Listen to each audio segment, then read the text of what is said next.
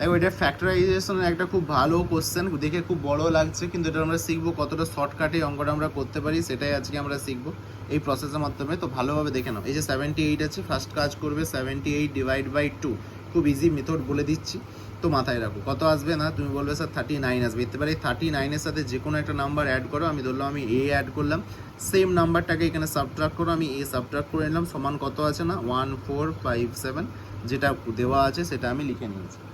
এবার এটা স্কোয়ার করলে কত হবে, 39 স্কোয়ার মাইনাস এ স্কোয়ার আসছে নিশ্চয়ই। তুমি বলবে হ্যাঁ স্যার, 39 স্কোয়ার হচ্ছে 1521 মাইনাস প্লাসে মাইনাসে মাইনাস এ স্কোয়ার সমান 1457। এটাকে এদিকে পাঠাও, তাহলে এ স্কোয়ার সমান তুমি পেয়ে যাবে 64, তাহলে এ সমান চলে আসবে তোমার 8।